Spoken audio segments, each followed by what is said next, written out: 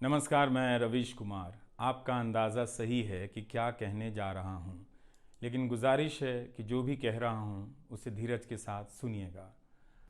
नमस्कार, R24 भारत में आपका स्वागत है। इस वक्त मैं हूं आपके साथ संदीप राज और हम जानेंगे क्यों रवीश कुमार ने एनडीटीवी को छोड़ा। क्या अडानी उसके पीछे है कारण? इस बारे में पूरी जानकारी लेंगे और हम लोग इसके बारे में बातचीत भी करने वाले हैं। आपको बता दें कि एनडीटीवी के पत्रकार रवीश कुमार ने इस्तीफा दे दिया है। एनडीटीवी ग्रुप की प्रेसिडेंट सुपर्णा सिंह की तरफ से वहां के कर्मचारियों को एक मेल भेजा गया है और इस ईमेल में लिखा है, रवीश ने एनडीटीवी से इस्तीफा दे दिया है और कंपनी ने उनका इस्तीफा तुरंत प्रभाव से लागू करने की गुजारिश को स्वीकार कर लिया है। रवीश कुमार एनडीटीवी यानी एनडीटीवी हिंदी के सबसे लोकप्रिय चेहरे में शुमार किए जाते हैं। पत्रकारिता जगत में अपने योगदान के लिए रवीश कुमार ने साल 2019 में रेमन मैग्सेसे पुरस्कार से भी सम्मानित हो चुके हैं और इसके अलावा उन्हें 2 बार रामनाथ गोयनका उत्कृष्टता पुरस्कार से भी नवाजा गया है। वहीं हिंदी पत्रकारिता के बेहद लोकप्रिय पत्रकार रवीश कुमार ने अपने कार्यकाल के दौरान कई प्रोग्राम होस्ट भी किए, जिनमें हम लोग रवीश की रिपोर्ट, देश की बात और प्राइम टाइम शामिल है। रवीश कुमार एनडीटीवी इंडिया के सबसे चर्चित चेहरों में से एक थे। अपनी रिपोर्ट्स में वह बेरोजगारी, शिक्षा और सांप्रदायिकता जैसे मुद्दों को उठाते रहे हैं। समाचार पत्र द इंडियन एक्सप्रेस ने उन्हें वर्ष 2016 में उन्हें 100 सबसे प्रभावशाली भारतीयों की अपनी लिस्ट में शामिल किया था। रवीश कुमार का इस्तीफा प्रणय रॉय और राधिका रॉय के आरआरपीआर होल्डिंग प्राइवेट लिमिटेड के डायरेक्टर पद के इस्तीफा देने के एक दिन बाद आया है और यह कंपनी एनडीटीवी की प्रमोटर ग्रुप व्हीकल है। अडानी ग्रुप की ओर से एनडीटीवी के टेक ओवर के बाद रवीश कुमार ने इस्तीफा दिया है और इस साल अगस्त में अडानी ग्रुप ने मीडिया कंपनी एनडीटीवी में अप्रत्यक्ष रूप से 29.18% हिस्सा खरीद लिया था और फिर बाकी की हिस्सेदारी खरीदने के लिए ओपन ऑफर का ऐलान किया था। अगस्त में अडानी ग्रुप के एनडीटीवी में हिस्सेदारी खरीदने के बाद इसके प्रमुख चेहरों की विदाई की अटकलें लगाई जा रही थी। आपको बता दें कि रवीश के इस्तीफे के बाद लोग मेन स्ट्रीम मीडिया की पत्रकारिता की जमकर आलोचना कर रहे हैं। बताया जा रहा है कि मेन स्ट्रीम मीडिया केवल अब राजनीतिक पार्टियों और बड़े बड़े उद्योगपतियों की बस कठपुतली बनकर रह गई है। आपको बता दें कि रवीश के इस्तीफे के बाद लोग मेन स्ट्रीम मीडिया की पत्रकारिता की जमकर आलोचना कर रहे हैं। बताया जा रहा है कि मेन स्ट्रीम मीडिया केवल अब राजनीतिक पार्टियों और बड़े बड़े उद्योगपतियों की बस कठपुतली बनकर रह गई है। यह हमेशा से एक के बाद एक विवाद का हिस्सा रहा है। वहीं मीडिया का स्तर दिन प्रतिदिन गिरता जा रहा है और लोग मानते थे कि रवीश हमेशा से उन चुनिंदा पत्रकारों में जाने जाते हैं जिनकी पत्रकारिता उच्च कोटि की होती थी। रेमन मैग्सेसे अवार्ड से सम्मानित रवीश हमेशा से दर्शकों के सामने अपने अनोखे और बेबाक अंदाज के खबर को पेश करते थे और इसी नज़रिए से के लिए वह हमेशा से जाने जाते हैं और यही वजह है कि रवीश के एनडीटीवी छोड़ने पर कई सारी प्रतिक्रियाएं भी आ रही हैं। आपको बता दें कि रवीश कुमार के इस्तीफे की खबर के बाद से उनके सपोर्ट में लगातार कई नेताओं और वरिष्ठ पत्रकारों की प्रतिक्रियाएं भी आने लगी है। इस पर पीडीपी अध्यक्ष महबूबा मुफ्ती ने ट्वीट किया, सत्ता के सामने निडरता से सच बोलने वाले हमेशा हमारे बेहतरीन पत्रकार रवीश कुमार जब अपनी रिपोर्ट से समझौता करने के बजाय इस्तीफा देना चुनते हैं तो यह मीडिया के हालात के बारे में बहुत कुछ बताता है, जहां सच्चाई सबसे बड़ी शिकार बन गई है।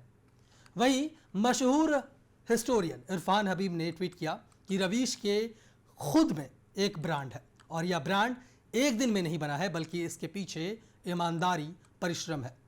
वरिष्ठ पत्रकार फेडी सुजा ने अपने इंस्टाग्राम हैंडल पर पोस्ट किया कि वक्त आ गया है कि हम इंडिपेंडेंट पत्रकारों को फाइनेंशियली सपोर्ट भी करें। वहीं सत्यहिंदी.com के को फाउंडर आशुतोष ने भी लिखा कि एनडीटीवी को वो लोग गाली दे रहे हैं जिन्होंने जिंदगी में कभी पत्रकारिता नहीं की या फिर पत्रकारिता के ढोंग करते रहे या फिर सरकार की चाटुकारिता की। तो ये तमाम प्रतिक्रियाएं आ रहे हैं रवीश कुमार के एनडीटीवी छोड़े जाने के बाद। वहीं रवीश कुमार ने भी अपने यूट्यूब के पेज पर क्या कुछ कहा है, जानेंगे इस वीडियो के माध्यम से। नमस्कार, मैं रवीश कुमार। आपका अंदाज़ा सही है कि क्या कहने जा रहा हूँ, लेकिन गुजारिश है कि जो भी कह रहा हूँ उसे धीरज के साथ सुनिएगा। भारत की पत्रकारिता में स्वर्ण युग तो कभी था भी नहीं, लेकिन आज के दौर की तरह भस्म युग भी नहीं था। भस्म युग से मेरा मतलब है जहां इस पेशे की हर अच्छी बात तेज गति से भस्म की जा रही हो। यह दिन भी आना ही था। इस देश में अलग अलग नाम वाले अनेक चैनल हो गए हैं, मगर सब हैं तो गोदी मीडिया ही। उसका परिवेश, उसका इकोसिस्टम, पत्रकारिता का और माहौल सब खत्म कर दिया गया है। मगर पत्रकारिता करने और कराने का दावा भी सब कर रहे हैं। खासकर वो भी कर रहे हैं जो उसी सत्ता का हिस्सा माने जाते हैं, उसी के रूप में देखे जाते हैं, जिसकी ताकत से हर दिन पत्रकारिता इस देश में कुचली जा रही है।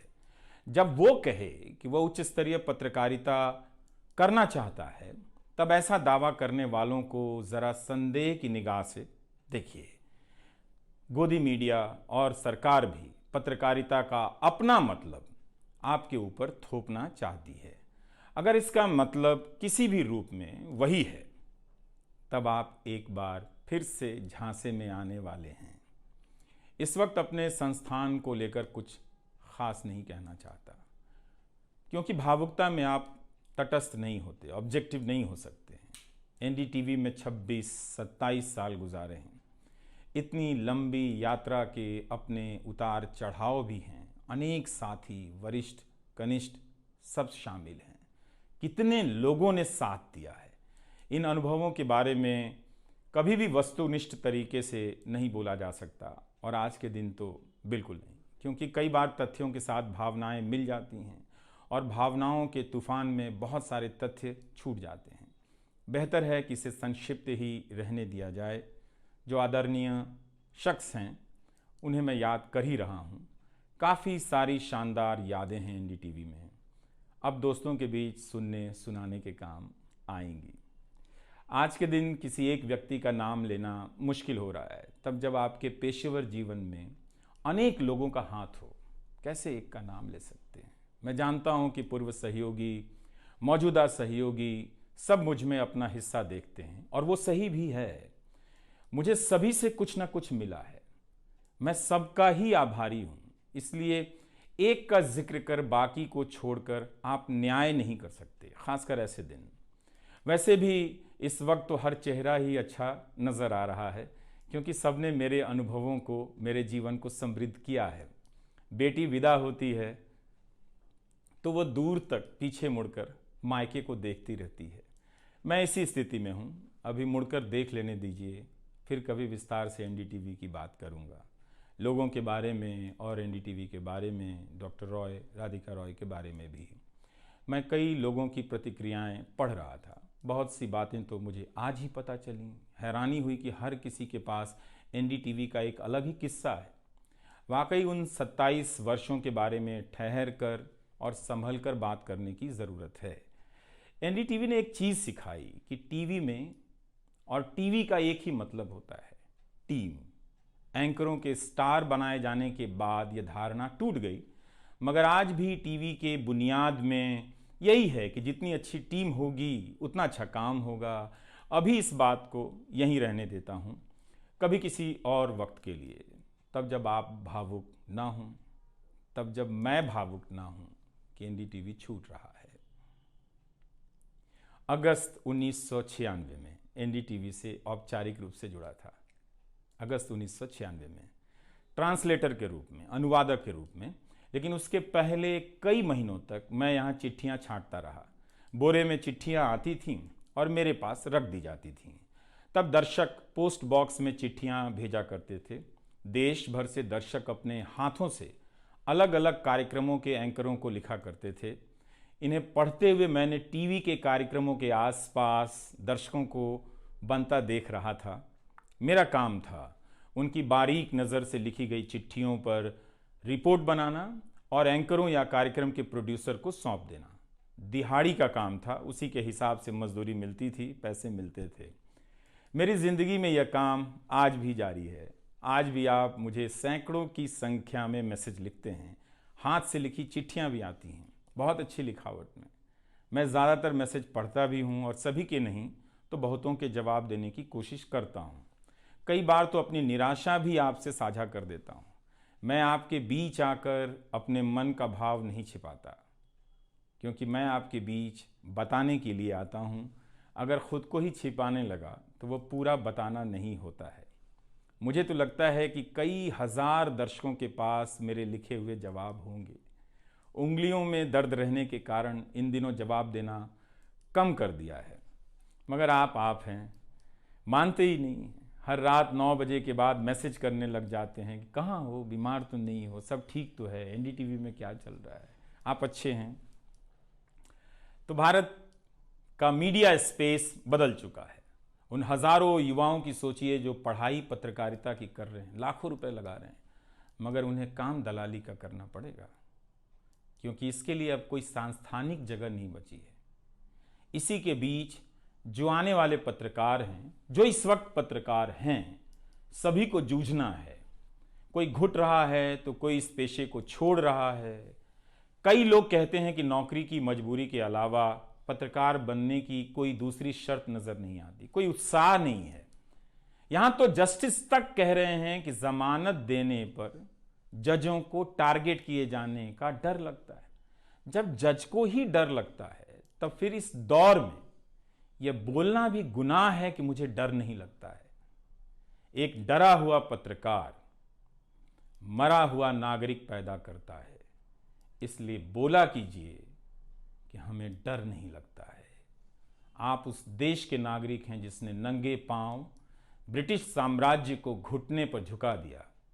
कोई कारण नहीं कि मैं आप पर भरोसा ना करूं कि एक दिन आप गोदी मीडिया की इस गुलामी से बाहर आएंगे। आप हमेशा इस गुलामी में नहीं रह सकते। इसकी गुलामी से आपको लड़ना ही पड़ेगा। यह सबकी लड़ाई है। इस लड़ाई के बिना आप दुनिया में सर उठाकर नहीं चल सकते। आपकी यही पहचान होगी कि आजाद देश के गोदी मीडिया के गुलाम हैं। इसके खतरे की गंभीरता को समझिए। कानून की आड़ में अब अधिकार कुचले जा रहे हैं, अभिव्यक्तियों को रौंदा जा रहा है ताकि सारे अवैध काम वैध नजर आए। इस समय मेरे रास्ते निश्चित नहीं हैं, निश्चित हैं तो सिर्फ हौसला है। उसका भी क्या भरोसा, कभी आसमान में होता है, कभी पाताल में। एक YouTube चैनल बनाया है रवीश कुमार ऑफिशियल, और फेसबुक पेज भी है रवीश का पेज। इसे सब्सक्राइब कीजिएगा। अब मैं YouTube पर ही नज़र आऊँगा, एनडीटीवी इंडिया पर नहीं। किसी संस्था के साथ मर्यादाएं बहुत अलग होती हैं, फ्रीलांस और आज़ाद जीवन की अलग। लेकिन इस बार परिवार के साथ थोड़ा वक्त बिताना चाहता हूँ, जीना चाहता हूँ। मैंने इस्तीफ़ा दे दिया है। नमस्कार, मैं रवीश कुमार अब आपको उस चैनल पर सुनाई नहीं देगा।